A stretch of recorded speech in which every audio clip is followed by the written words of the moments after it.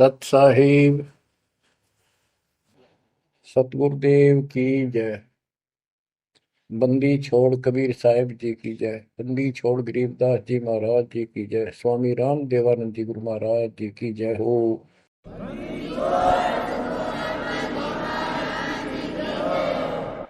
सर्व संतों की जय, सर्व भक्तों की जय, धर्मी पुरुषों की जय। श्री काशी धाम की जय, श्री सुडानी धाम की जय, श्री करोथा धाम की जय, श्री बरवाड़ा धाम की जय। सत साहिब ग्रीव नमो नमो सतह पुरुष को, नमस्कार गुरु के नहीं। सुर नर मुनि जन साधु संतों सर्व सुधी नहीं। सतगुरु साहिब संत सब दंडवोतम प्रणाम। आगे पीछे मध्य हुए तिन को जा कुर्बान। जय जय सतगुरु मेरे की, जय जय सतगुरु मेरे की। सदा साहिबी सुख से बसियो, उस सत्यलोक के डेरे की। जय जय सतगुरु मेरे, जय जय सतगुरु मेरे की। सदा साहिबी सुख से बसियो, अमरपुरी के डेरे। निर्विकार निर्भय तू ही,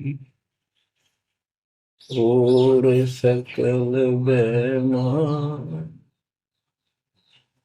यदि साधो और सकल बेमान, सब पर तेरी साहिब, सब पर तेरी साहिबी। तुझ पर साहिब ना, निर्विकार निर्भय। परमपिता परमात्मा कबीर जी की असीम रजा से, मेरे गुरुदेव जी के आशीर्वाद से आज विश्व के मानव को अपने निज घर का ज्ञान हुआ। सब सदग्रंथों का सार परमात्मा के द्वारा बताया अध्यात्म ज्ञान प्राप्त हुआ। ये जन्म और मरण कृत्य गदेश्वर की योनियों में, शरीरों में कष्ट क्यों, दुर्गति क्यों हो रही है, इसका ज्ञान हुआ। और आपको ये भी ज्ञान हुआ हमारा भगवान कौन है। आपको ये भी जानकारी हुई कि यहाँ से छुटकारा होगा कैसे। ये सब ज्ञान सतगुरु से होता है। तो दास जब भी मालिक को याद करता है, तो अपने गुरु जी के एक एक वचन जो मुख्य तौर पर सुनाए गए थे, तुरंत आत्मा में लगते हैं जाके, और उनकी विशेष याद बनती है। और कबीर जी की ये बातें याद आती है। अमरवाणी कबीर सतगुरु के उपदेश का लाया एक विचार। जय सतगुरु मिलते नहीं, जाते नरक द्वार। नरक द्वार में दूत सब करते खिंचातान। उनसे कबू नहीं छूटता, फिर फिरता चारों खानी। कबीर चार खनी में भरमता, कबहू न लगता पार। सौ फेरा सब मिट गया, मेरे सतगुरु के उपकार। जय जय सतगुरु मेरे की, जय जय सतगुरु मेरे, सदा साहिबी सुख से बचियो, उस अमरपुरी के।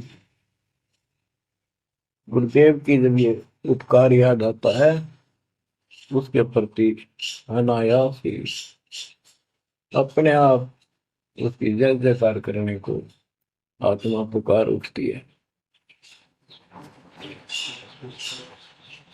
बच्चों, ये जो ज्ञान दास सुना रहा है, सब सदग्रंथों शास्त्रों से प्रमाणित है और खुद परमात्मा स्वयं परमेश्वर बना करके ये हमें ज्ञान बताया और फिर अपने बच्चों को ऊपर लेके गए, फिर नीचे छोड़ा।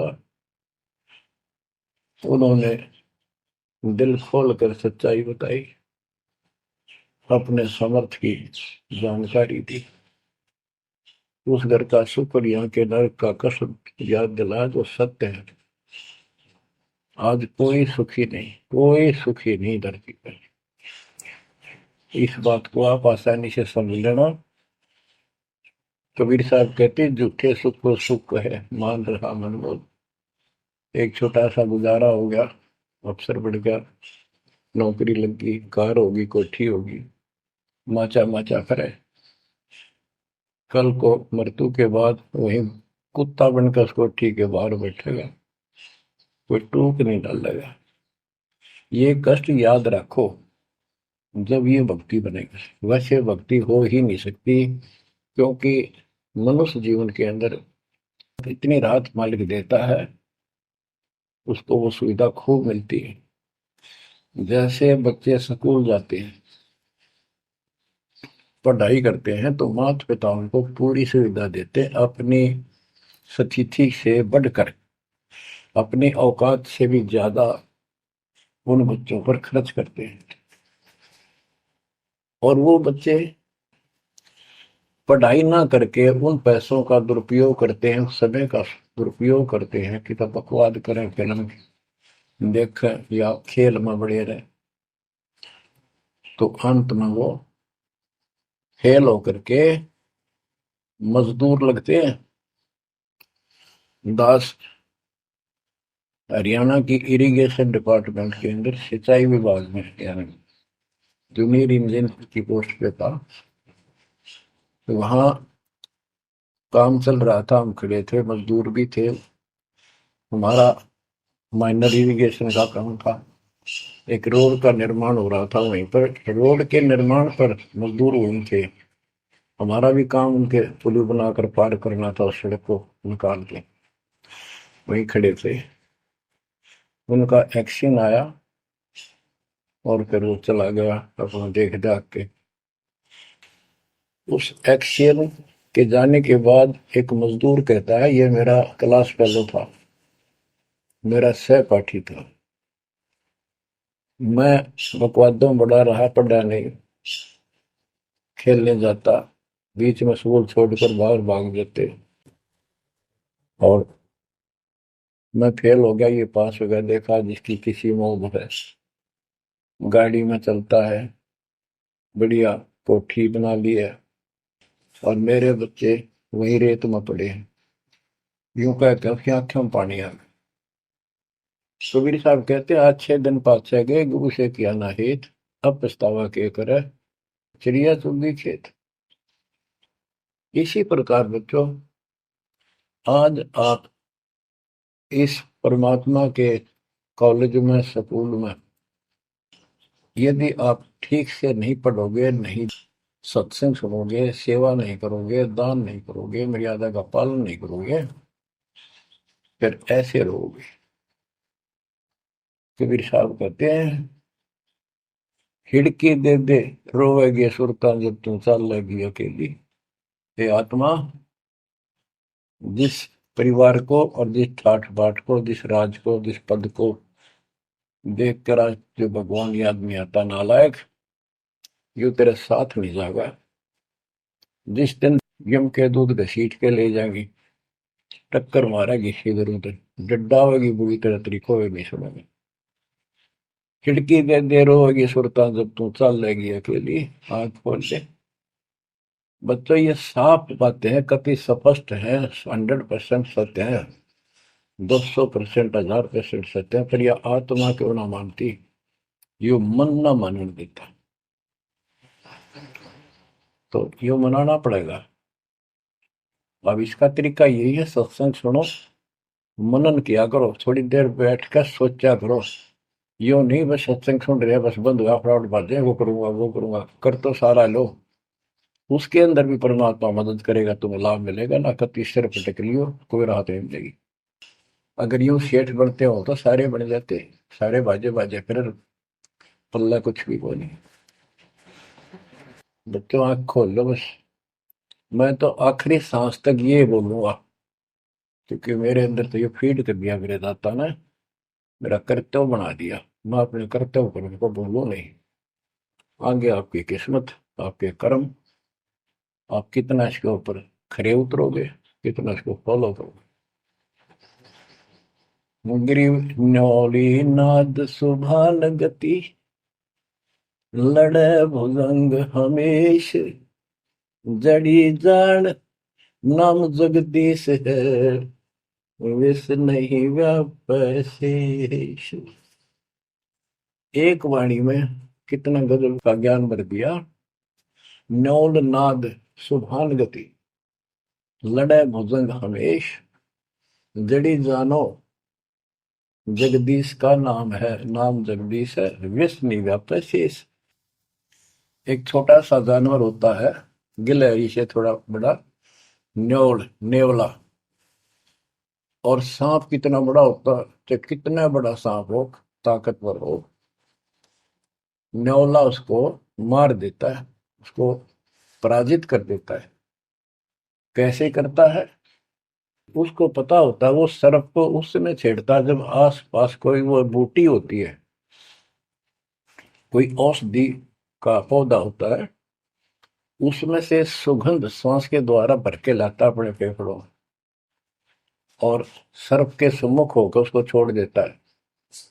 उस जड़ी की स्मेल से, उसकी महक से वो सर्प डगमग हो जाता, उसको चक्कर आने लग जाते हैं। उस जड़ी में इतनी ताकत है, वो सर्प को कंडम कर देती है, उसको होश नहीं रहता।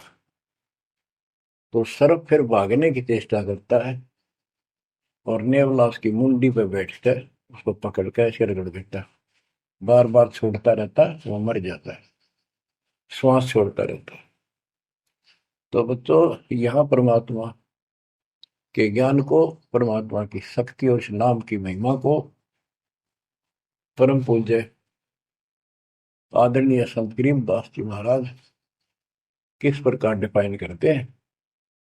गिरिविन्योल नाद सुभान गति, लड़े भुजंग हमेश, जड़ी जानो नाम जगदीश है, विष नहीं व्याप शेष।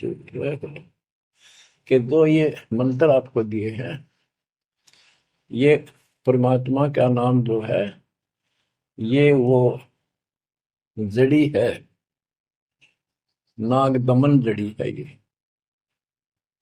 न्योल नाद सुभान गति, लड़े भुजंग हमेश। कि न्योला अपने से कई गुणे ताकतवर सर्प के साथ उस जड़ी की ताकत से लड़ता है, उसको भगा देता है, मार देता है। तो ऐसे ही सतनाम जो सच्चा नाम को मिले हैं, प्रथम, द्वितीय और सारनाम, ये समझो यह जड़ी है। इन भूत प्रेत और अन्य देवी देवता पितर पुत्र की तो बात छो, भरे भूत तो छो, इनकी तो गल्ला छोड़ो। अगर काल भी आ जाए ना, विष नहीं व्याप शेष, शेष नाग तो सब तो ताकतवर, 1000 के कि इतना ताकतवर काल है। आप इस मंत्र विधि से लिए हुए मंत्र को, जैसे जिसका नामकरण होगा उससे कोई असर नहीं होने का। मर्यादित भगत बेटा या बेटी, और कोई भी आपत्ति आती है, यम के दूत को जाते हैं, एक बार सिमरण करो इस सब नाम का, कहते विष नहीं व्यापै से इस काल भी मुरझा जाएगा, केरी नाम कबीर है विषम काल गजराज, दादू भजन प्रताप से सुनकर बाजेगा आज। तो बच्चों, इन बातों को ध्यान से रखो, याद रखो। आप इतने सुरक्षित हो गए हो, जैसे हाथी पर बैठा दिया जाए तो कुत्ता उसको कोई हानि नहीं कर सकता। तो स्वान हाथी के असवार को स्वान काल नहीं खाए, हाथी पर बैठा आप हो। आप इतने परमात्मा की शरण में आ गए थे, इतने सुरक्षित हो गए, उसकी रेंज से पहुंच से इतनी दूर हो गए काल से, जैसे कुत्ता हाथी पर बैठे व्यक्ति को कोई हानि नहीं कर सकता। उसके लिए आपने तन मन शीस ईस अपने पे, तन मन शीस ईस अपने पे, पलम चोट चढ़ावे जब कोई, राम भगत गति पावे हो। जब कोई राम भगत गति पावे हो जी, लोक लाज मर्याद जगत की, तरण ज्यों तोड़ बगावे, अष्ट सिद्धि की अटक न माने, आगे कदम बढ़ावे, जब कोई राम भगत गति पावे हो जी, जब कोई राम भगत गति पावे हो। बच्चों, ये सारे फार्मूले लाने पड़ेंगे जब यह प्रॉब्लम सोल्व होगी जन्म और मरण की। आप क्या बताते हैं? गरीब हंस गवन करते नहीं, मान सरोवर छाड़, कौवे उड़ उड़ जाते हैं खाते मांसाहार। गिरव मान सरोवर मुक्ति फल, मुक्ता हल के ढेर, कौआ आसन ना बंधे भूमि दीन सुमेर। गरीब कौआ रूपी भेख है, ना प्रतीत यकीन, 68 का फल मेट कर बहे दीन बेदीन। गरीब हंस दशा तो साध है, सरोवर है सत्संग, मुक्ता हलवाणी चुबे चढ़त नवेला रंग। और देख कितनी अच्छी व्याख्या की है सब, गरीबदास जी ने कमाल कर दिया। गरीब अंश गवन करते नहीं, मान सरोवर छाड़, कौवे उड़ उड़ जाते हैं खाते मांसाहार। फिर बताया है, गरीब हंस दशा तो साधु है, सरोवर है सत्संग, मुक्ता हलवाणी चुगे चढ़त नवेला रंग। कि जैसे हंस गमन करते नहीं, मान सरोवर छोड़। हंस का एक पक्षी होता है हंस, उससे तुलना की है सते हुए भगत, निर्विकार भगत, सच्चे भगत की।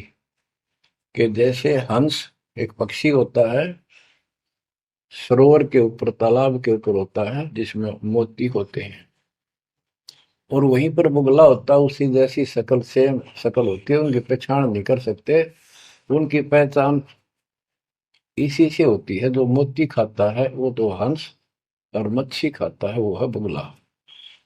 दोनों की सेम आकार शरीर का, और ऐसी ही कलर सफेद होता है। और कौवे भी वही होते हैं, मांस मच्छी खाते हैं। हंस वो होता है जो भूखा मर जाएगा, पर मच्छी मांस मेंढकी नहीं खाएगा, मेंढक नहीं खाएगा। इसी प्रकार भगत वो होता है अपने धर्म कर्म पर रहेगा, बकवाद नहीं करेगा चाहे कुछ भी हो। तो हंस गमन करते नहीं, मान सरोवर छाड़। सरोवर तो सत्संग है, इस सत्संग को सरोवर मानो, तालाब, टैंक, और भगत हंस है। ये इसको छोड़कर जाते नहीं, यानी परमात्मा की भक्ति त्यागते नहीं। और कौवे उड़ उड़ जाते हैं। जो कौवे जैसे विचारों के स्वभाव के व्यक्ति होते हैं, वो बकवाद करने बिना टिके नहीं। उनको कितनी सुविधा मिल जाए आश्रम में, वो अपने गंदे कर्म बिना टिक नहीं सकते। उनका स्वभाव इतना बिगड़ गया। तो यहाँ कहते हैं, गरीब हंस गवन करते नहीं, मान सरोवर छोड़े, कौवे उड़ उड़ जाते हैं, खाते मांसाहार। यानी बकवाद विकारी लोग सत्संग में नहीं टिकते, छोड़कर चले जाते सत्संग। और हंस दशा तो साधु है, भगत है सच्चे, और सरोवर है सत्संग, मुक्ता हल वाणी चुगे। ये अमृत वाणी रूपी मोती खाते हैं, फिर चढ़त नवेला रह गए। इस ज्ञान को सुनकर आत्मा में और कसक पैदा होती है, तड़प पैदा होती है भगवान की तरफ, और ज्यादा लगन लगती है। मुक्ता हल वाणी चुगे, ये मुक्ति मुक्त होने की मोती रूपी वाणी चुगते हैं, खाते हैं, सुनते हैं, आत्मा का आहार है। फिर चढ़त नवेला रंग, और अजब गजब आत्मा के अंदर इसका असर होता है, प्रभाव पड़ता है। फिर वो बताते हैं, ग्रीव कोट वर्ष करे साधों की, पत्थर का जल में क्या भीजे, चंदन बन में रंग लागे, एक बांस बिठन भी ना सीधे। परमात्मा गरीबदास जी कितना प्यारी व्याख्या करते हैं कि कोटि वर्ष करे संगत संतों की, सतगुरु की,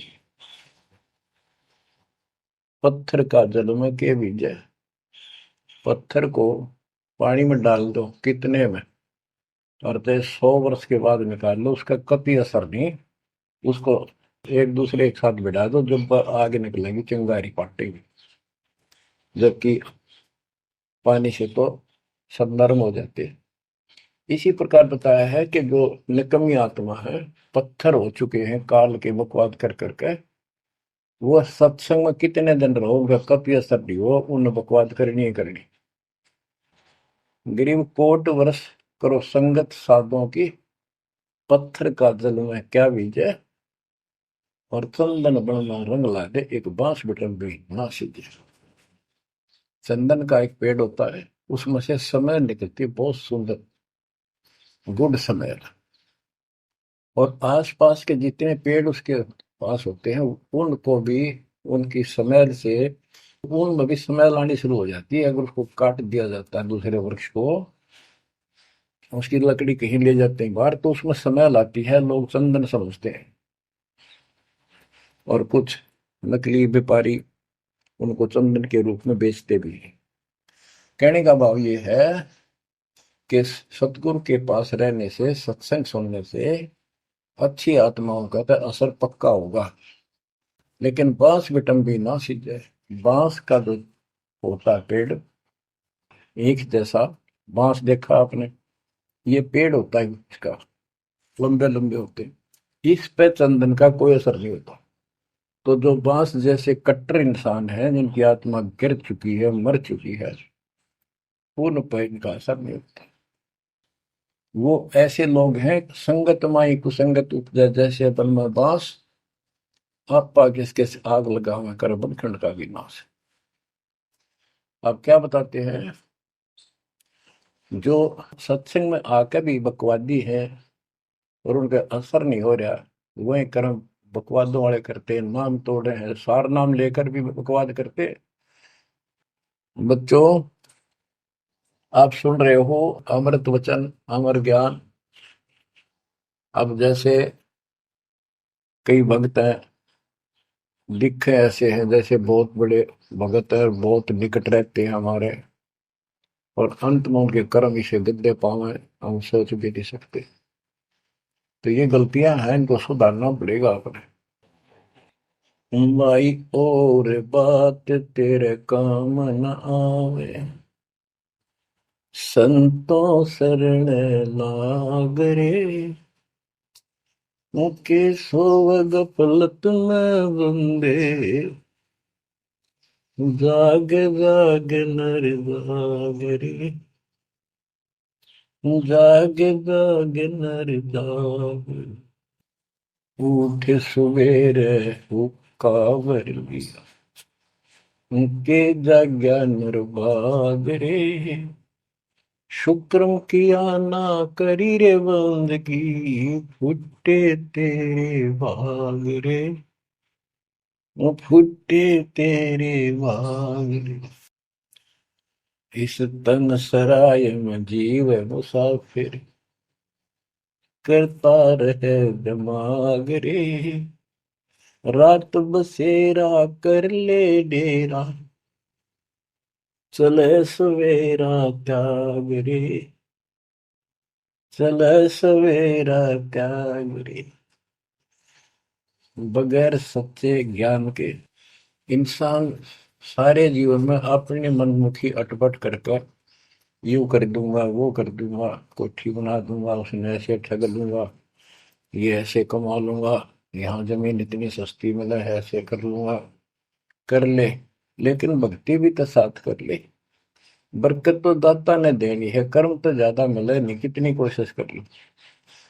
कर्म से अधिक लेना है तो धनी की शरण माना होगा। इस परमात्मा कबीर जी के हाथ में वो कलम है जो पाप कर्म को काट के शुभ कर्म लिख देता है। आपके भाग बना है उसको भी लिख देता है, आपके संस्कार ठीक कर देता है।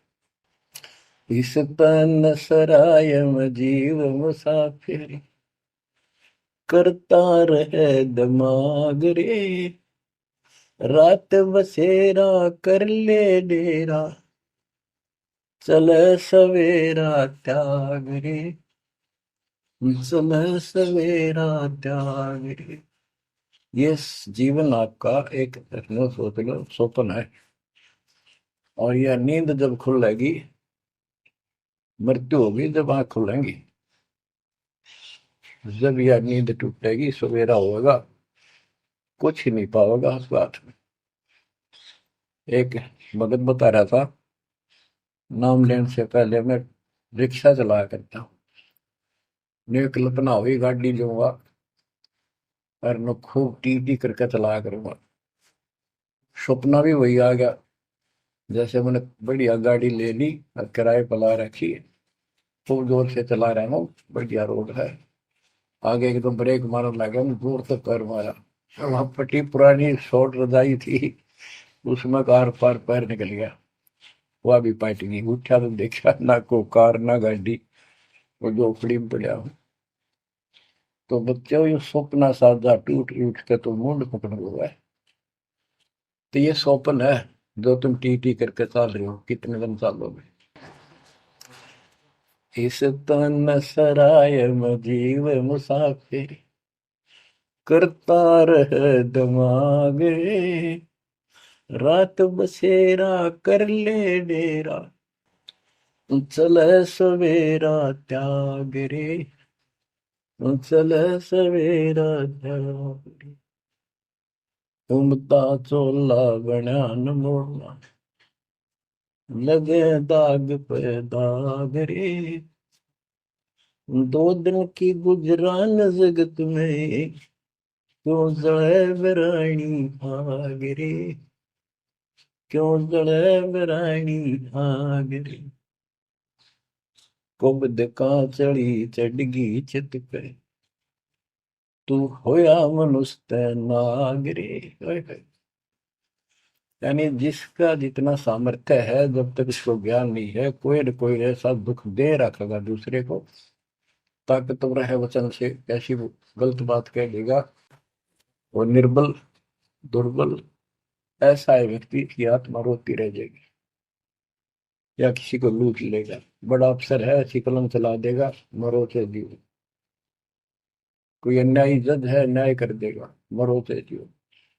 तो यह कहते हैं, कुबद का चढ़ी चढ़गी चित पे, तू खोया मनुष्य नाग रे। हाय हाय। आदमी से नाग बढ़ गया, नाग है, जैसे दुर्वासा ने श्राप दे दिया है, 56 करोड़ या दो मर गए।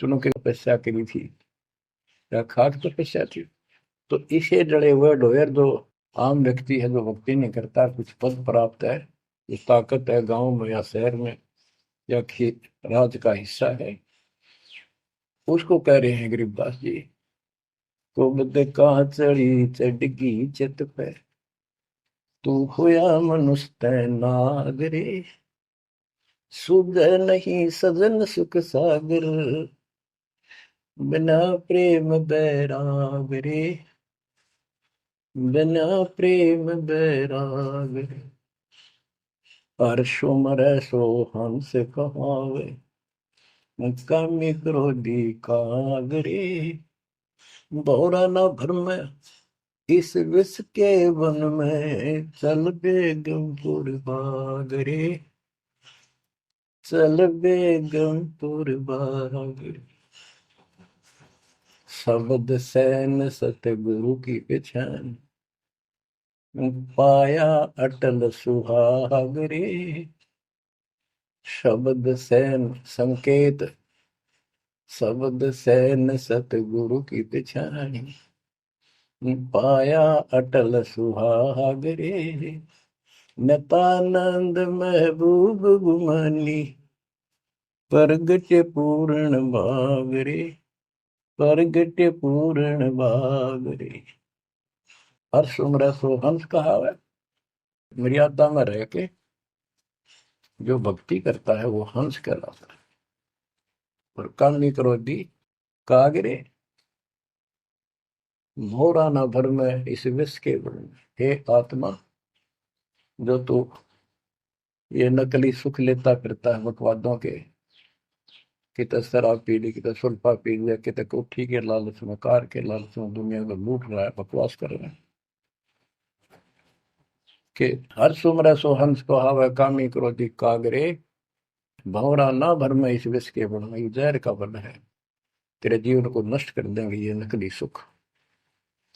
फिर बताया कि शब्द सैन सतगुरु की पहचानी, अपने गुरुदेव का संकेत समझा, सैन इशारा, और इशारा समझना चाहिए भक्तों को, तो क्या हाल होगा, मरने के बाद दुर्गति हो जाएगी, 2 दिन का जीवन है, खा के ये इस माचे में आचे करो, ये है सैन। और हमने तो खोल के बता दी, समझदार को तो संकेत पर्याप्त होता है। शब्द सैन सतगुरु की पहचानी, पाया अटल सुहागरे, ये है तो कबीर साहब का शब्द, फिर भी चलो जैसा भी है, नता आनंद महबूब गुवानी, प्रगटे पूर्ण भागरे। अब सतगुरु से बात शुरू हुई थी, मैं ये नित्यानंद जी भी कहते हैं कि मेरा महबूब सतगुरु गुमानी दास, मेरे कोई अच्छे भाग थे जो मुझे इनका मिलन हुआ। नित्यानंद महबूब गुमानी, प्रगटे पूर्ण भागरे। बच्चों, आप इन बातों पे ज्यादा ध्यान दिया करो जो सत्संग के अंदर बताई जाती है। जो सत्संग जो है ये एक टीचिंग है, टीचिंग, और बच्चे इस टीचिंग को सुनते हैं ध्यान से, इस पढ़ाई को ध्यान से सुनते हैं, इस पर अमल करते हैं, इसका अनुसरण करते हैं जो टीचर बताता है, क्योंकि टीचर सिलेबस से बताता है, और सिलेबस से बताया हुआ जो भी ज्ञान है उसको स्टूडेंट्स ठीक से याद करते हैं, उसका अभ्यास करते हैं, तो जब परीक्षा होती है वे सफल होते हैं। अब ये आपकी जो क्लास लग रही है, ये उस कबीर भगवान की आप पर एक न्यारी रजा और है, अलग से हुई है, और समय अनुसार जहां भी आवश्यकता पड़ रही है परमात्मा समय पर अपने बच्चों को उसी तरह वो सुविधा दे रहा। आप सत्संग के दौरान बहुत एकाग्र चित्त से सुना करो, ये समझो कि गुरु जी सामने खड़े हैं, देख रहे हैं। जैसे क्लास के अंदर टीचर खड़ा होता है, पढ़ा रहा होता है, प्रोफेसर पढ़ा रहा होता है, तो बच्चे बहुत सावधानी से और शिष्टाचार से एक एक बात को ध्यान से सुनते हैं। फिर टीचिंग के बाद अपना सामान्य बातें भी करते हैं, नहाना धोना खाना पीना सारा कुछ करते हैं, खेत का काम भी करते हैं, माता पिता का हाथ भी बटाते हैं, करते हैं। लेकिन जो टीचिंग के दौरान उसने सुना है वो भूलना नहीं चाहता। वो उनको अलग से कुछ देगा और उसके सुनते सुनते सुनते वो एक दिन एमएससी, टेक, इंजीनियरिंग, डॉक्टरी, पता नहीं क्या क्या पढ़ाई पढ़कर विद्वान बन जाते हैं। इसी प्रकार आप इस ज्ञान को सुनते रहोगे, सुनना पड़ेगा। अब तो दास सुना रहा है यहाँ से डायरेक्ट, फिर हजारों से ज्यादा सत्संग रखे हैं, उनको ऐसे ही सुना करो। 1 घंटा अवश्य लगाओ, दिन में 1 घंटा भी लगाओगे तो भी बहुत कुछ मिलता रहेगा, भूल नहीं पड़ेगी। काल का आपके ऊपर बहुत भयंकर दबाव है, बहुत प्रेशर है। इतना ज्ञान सुनते हो, जितना दास चाह रहा है आपके अंदर वो प्रेरणा अभी बनी नहीं है, पर बहुत कुछ बात लवा लगी है। निकट हो और सुनते रहो। ये भी एक बहुत बड़ी बात है। आप 3 समय सुन रहे हो और ये समय निकालना भी मालिक की कृपा है ना। तो कल पता नहीं इस समय को कहाँ बिरान माटी में दुर्गति के अंदर लवा दे, कोई और समस्या खड़ी कर देगा, सारी टेंशन वही उस दिमाग वहां घूमता रहेगा, या कोई बीमारी हो जाएगी उस पर टेंशन, हॉस्पिटल में पड़े रहेंगे। तो ये परमात्मा की असीम रजा आपके ऊपर है, एक कलम तोड़ कृपा है। और ये बातें कहने सुन की नहीं, ये कर पाड़न की है। ध्यान दो, इस गंदे लोक की स्थिति से आपको पूर्ण रूप से परिचित करा दिया गया है। यहाँ एक पल का भरोसा नहीं, तुम क्यों आंख बंद करके बैठे हो इस गंदे लोक में, इसी व्यवस्था में उलझे रहोगे क्या? ठीक है, अपने निर्वाह के लिए करना पड़ेगा, करते रहो, पर भगवान की कसक दिल में अलग से रहनी चाहिए आपके। एवं नहीं सुन लिया हमने, सुना दिया तुमने, सुन लिया, थोड़े बहुत मंत्र कर लिए, सुबह दोपहर शाम की आरती कर ली, अच्छी बात है, लेकिन यह कसक पैदा नहीं हुई तो बात फिर अधूरी रह जाएगी। आप क्या बताते हैं? गरीब दरस परस नहीं अंतरा, रूमी वस्त्र बीच, पारस लोहा एक डग, पलटे नहीं अभीच। उदाहरण देते हैं कि जैसे कई भक्त ऊपर से इतने परम भगत दिखाई देते हैं और गुरु जी के कतीजा में बहुत निकट, बहुत पहुंचे, बहुत अच्छी आस्था वाले हैं, लेकिन इससे बात बनेगा नहीं जब तक दिल से नहीं चाहोगे गुरुदेव को और मालिक को। एक उदाहरण दिया है कि दरस परस नहीं अंतरा, रूमी वस्त्र बीच। पारस एक पत्थर होता है, लोहे को टच करते ही सोना बना देता है, ऐसे छूते ही। और कहते हैं लोहे और पारस साथ साथ रखे हैं। यदि एक रूमी वस्त्र बाल जितना पतला कपड़ा, यदि इतना भी बीच में गैप रह गया पारस पत्थर और लोहे के, कितने दिन रखा रहो, उसमें कोई चेंज नहीं होगा, कोई परिवर्तन नहीं होगा। इसी प्रकार अपने गुरु और भगवान के प्रति जब तक आपकी आस्था कति दिल से नहीं जुड़ेगी, बिल्कुल दिल से, वो कसक आपको अपने आप महसूस होगी कि इस संसार में आपका कोई नहीं है। जितना भी परिवार रिश्तेदारी है, ये हमारे संस्कार पूर्व जन्म के लेन देन, ये ऋण उलझा पड़ा है। इस ऋण को भी अब दाता आसानी से सुलझाएगा, आपको पता भी नहीं लगने देगा, आपके संस्कार चेंज करेगा। आपके संस्कार बदल देगा। करेगा उसके तो दिल से जुड़ जाएगा। तन मन धन, मन कर्म वचन से मालिक पे समर्पित हो जाएगा। आपको प्रमाण देता हूं, जैसे बेटा है बेटी है, ये हमारे कुछ पिछले संस्कार कोई ऋण है। जैसे आजकल बेटी का विवाह करना पड़ता है, कितना खर्च होता है। आपको बताता हूँ, एक व्यक्ति कह रहा था, मैं बोला मेरा 3 कन्या होगी और हमारे यहाँ तो बहुत खर्च करते हैं, ब्याह पता खर्च करें करें 10-20 लाख तो कम से कम है।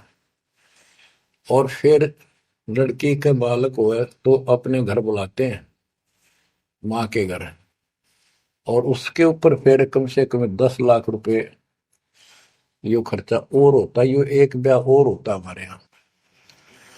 ये ऐसी परंपराएं हमने आप सिर पर धर रखी है।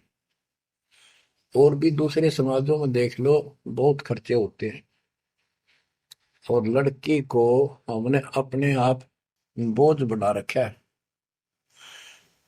बच्चों, अब परमात्मा ने कैसी कृपा की है, दास ने मालिक का आदेश और गुण अवगुण सारे क्लियर कर दिए कि अभी ये ऐसा करने से ऐसा हानि, ये करने से ऐसे लाभ।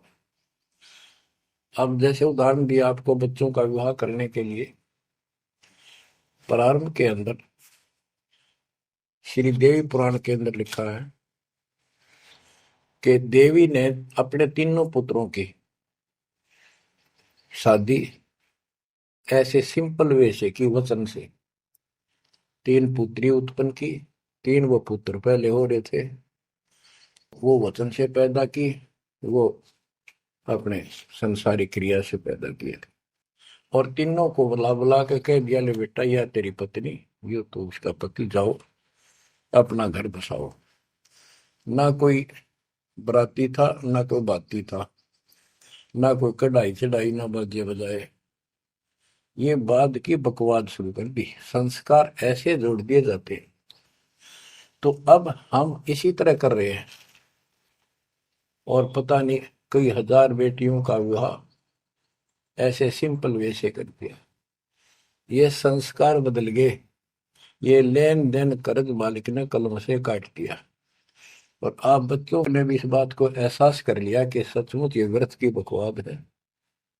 एक पवित्र नाते को, बेटी को गऊ के साथ धन है बेटी, माँ बाप के रहेगी वहां कमावे, आगे जाएगी वहां उसको ऐसे सारे ताने का रखे कुछ दिन तो, और कभी ना नहीं करती। तो ऐसी पवित्र आत्मा को अपने लेन देन कर्ज के कारण हमने दुश्मन बना रखी थी, पेट में मारने लगे गर्भ के अंदर।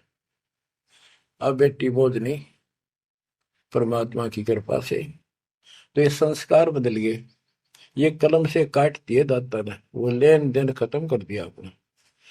अब हम भक्ति करेंगे। अब भी जो लोग भक्ति नहीं करेंगे, इन बकवादा में रहेंगे, मालिक ने इतने हल्के कर दिए, तो उनको भगवान कैसे पसंद करेगा। तो बच्चों, अब इस समय को संभालो और इस परमात्मा की समर्थता से परिचित हो जाओ। इस गंदे लोक ने अच्छी तरह समझ लो, यहां तुम नहीं रह पाओगे।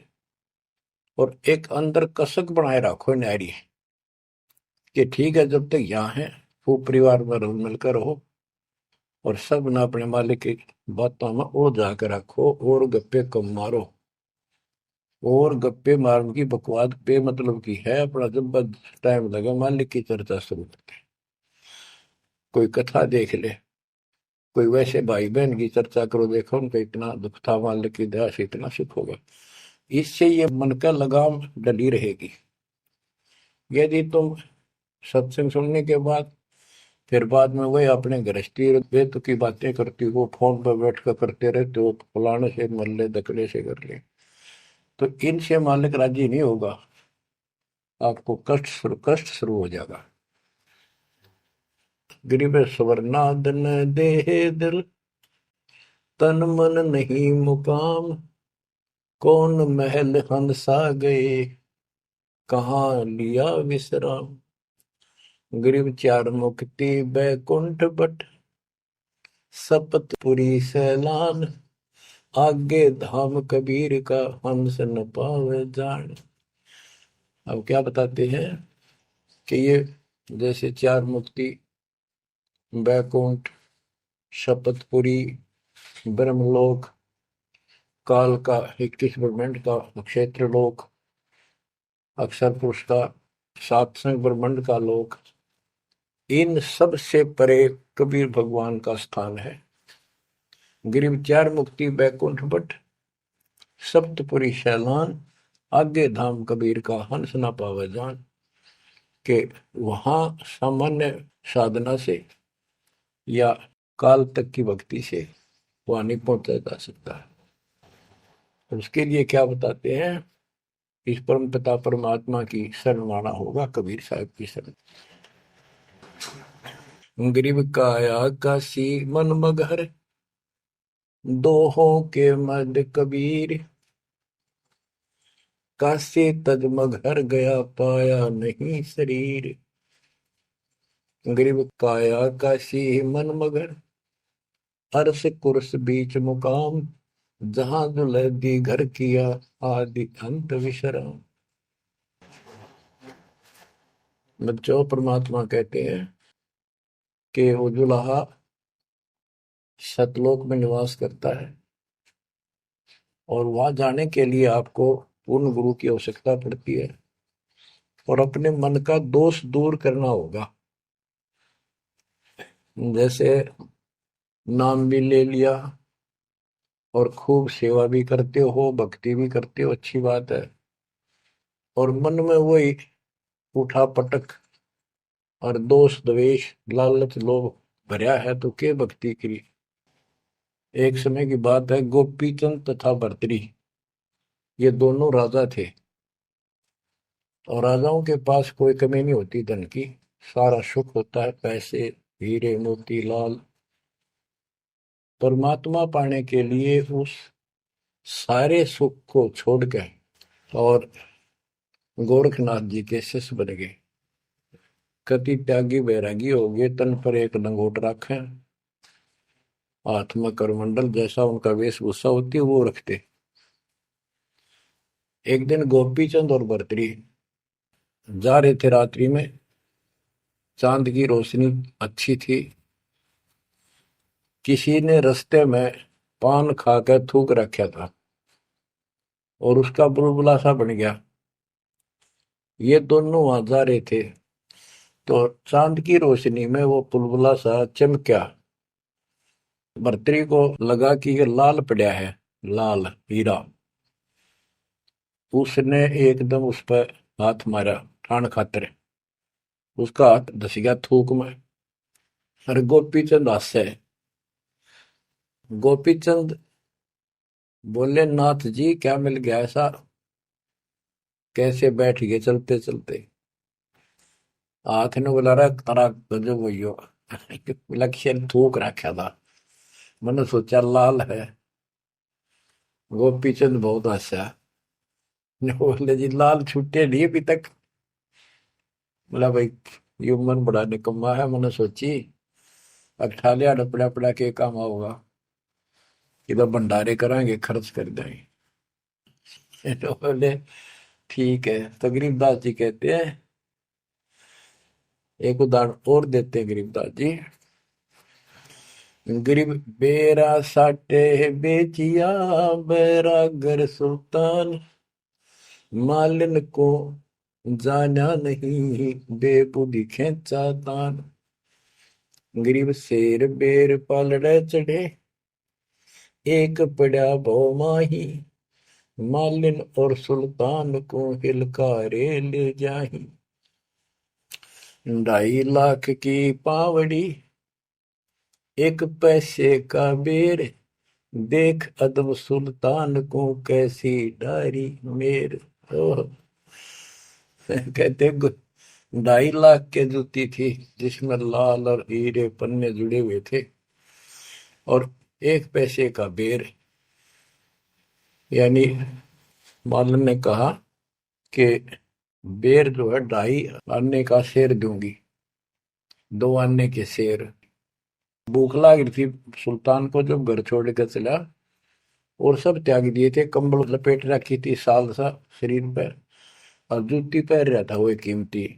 भूखा मरे था तो उसने कहा मैंने बेर दे दे, या दोनों जूती रख लेते, ये 2.5 लाख कीमत है इसकी। वो 2 आने के बेर, एक शेर तुलवा लिया और जूती धर दी। तोलते समय एक बेर पालड़े से नीचे गिर गया तराजू से। सुल्तान ने ठाया फटदेश, और मालन ने उसके ऊपर हाथ रख लिया कि मेरा है। सुल्तान का मेरा। परमात्मा कहते हैं यू देखा अदम सुल्तान ने कैसे छोड़ी मेरे, यानी के लालच छोड़ा। अरे लालच तो नौका नो दिन बैठा तू तो अंदर मन में वो बकवाद बता। ये नहीं विचार किया 2.5 लाख की पावड़ी जुत्ती डाल दी एक पीछे के बेर के ऊपर, क्यों बकवाद कर रहे हैं। तो ये सारी दोष अपन निकालना पड़ेगा, इतनी ऊंचा उठाना पड़ेगा अपनी बुद्धि को। संसारिक लोगों की तो वृत्ति ऐसी होती है, पर सब कुछ त्याग के तो परमात्मा कहते हैं उसका एक लगा थप्पड़ असली रूप में आगे। बोला भले आदमी के राज त्याग गया तने, तो राज अंदर ही लिए फिर रहा है। अपनी भूल का एहसास हुआ, महाराज बहुत नीच सही मन, देख कितनी बकवाद भरी है, बहुत बड़ी गलती होगी, दया करो। तो बच्चों इस प्रकार आपने भी थोड़ा सा ऊंचा उठना पड़ेगा। परमात्मा के लिए छोटी मोटी बातों पर अड़ंगा नहीं अड़ाना चाहिए। संसारी लोगों की रीति किसी हो, पर अपनी धर्म नीति को आगे रखे, उसके कारण आप ऊपर उठ जाओगे। गरीब 9 लाख नानक नाद में 10 लाख गोरख तीरे, लाख दत्त संगी सदा चरणों चरत कबीर। गरीब 9 लाख नानक नाद में 10 लाख गोरख पास, अनंत संत पद में मेले कोटि तेरे रविदास। गरीब रामानंद से लक्ष्य गुरु त्यारे शिष के भाई, चेलों की गिनती नहीं पद में रहे समाये। गरीब खोजी खालिक को मेले ज्ञानी के उपदेश, सतगुर पीर कबीर हैं सबका हो उपदेश। गरीब दुर्वासा और गरुड़ से कीना ज्ञान समोद, अरब रामायण मुख कही वाल्मीकि को शोध। परमात्मा जो भी भक्ति पर लगे हुए हैं उन अपने बच्चों को सबको मिलता है। दुर्वासा से मिले, गरुड़ से मिले, काकभूषण से मिले, शिव जी से मिले, विष्णु जी से मिले, ब्रह्मा जी से मिले, सबको मिलते हैं। देवी जी से मिले, ये नहीं छोड़ते किसी को। हमारी बुद्धि काल में कति घुमा रखी है, ये बात हमारा समझ में आइए को नहीं। अब क्या बताते हैं कि वाल्मीकि के रूप में पांडवों की अश्वमेघ यज्ञ में परमात्मा ने कैसा कमाल किया। गरीब फिर पांडवों की यज्ञ में शंख पचायन टेर, 12 कोटि पंडित जहां पड़ी सबन की मेर। गरीब फिर पांडवों की यज्ञ में शंख पचायन टेर, 12 कोटि पंडित जहां पड़ी सबन की मेर। यानी सब की मरोड़ निकल गई जब पांडवों के अश्वमेघ यज्ञ में परमात्मा ने सुपत रूप में वाल्मीकि रूप में जाकर शंख बजाया। उसमें 12 करोड़ पंडित बैठे थे। गरीब 33 कोटि यज्ञ में आए सहस 88 सारे, 12 कोटि वेद के वक्ता सुपच का शंख बजारे। होए होए। कहते पांडवों की यज्ञ में 33 करोड़ देवता, 88,000 ऋषि और 12 करोड़ वेद के कंठ से याद करने वाले, डेली पढ़ने वाले पंडित हुआ। उनसे वो काम सिद्ध नहीं हुआ। और सुपथ उस हरिजन शूद्र वाल्मीकि से वो शंख बजा, यानी भक्ति ये बताते हैं मनुष्य जीवन प्राप्त करके जाति से कोई लिंक नहीं मौलिक का, ना किसी मजहब धर्म से।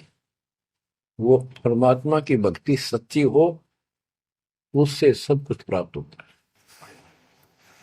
ग्रीब फिर पंडों की यज्ञ में शंख पंचायन टेर, द्वादश कोटि पंडित जहां पड़ी सबन की मेर।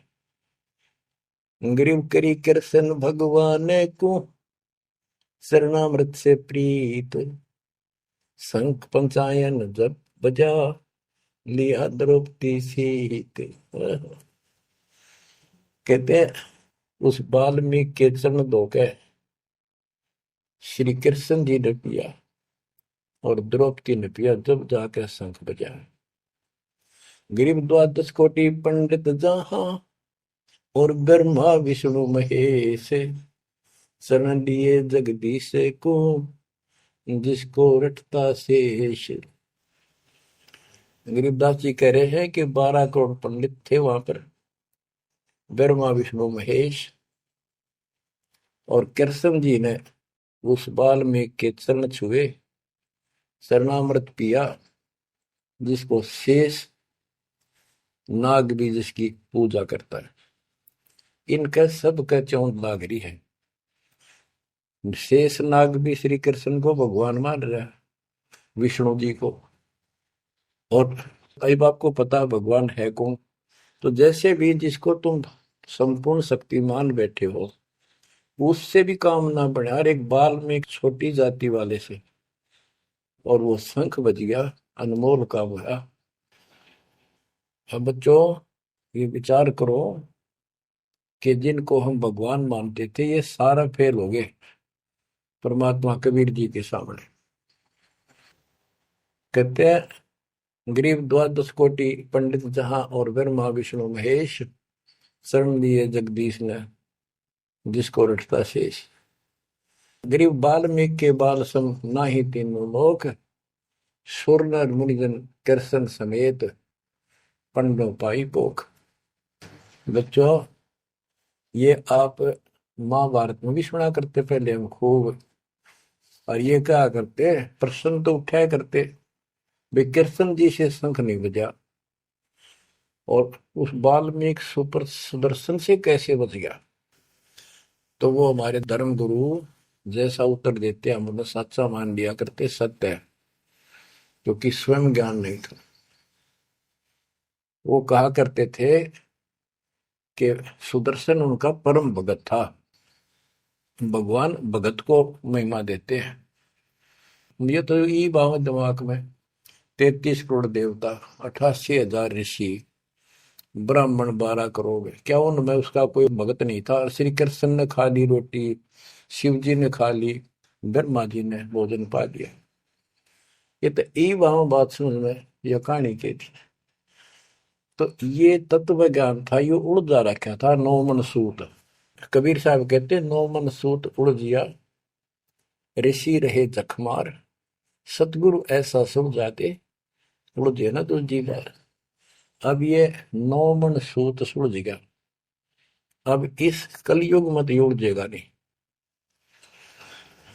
बच्चों अजब गजब कर दिया दाता ने आपके ऊपर कलम तोड़ दी, ऐसा निर्णायक दातन ज्ञान आपको प्राप्त करा दिया। देखो आप शिक्षा ग्रहण करते हो, अच्छी बात है, इंजीनियरिंग कर ली, डॉक्टर बन गए, IAS IPS बन गए, या कोई और टीचर लाइन में चले गए।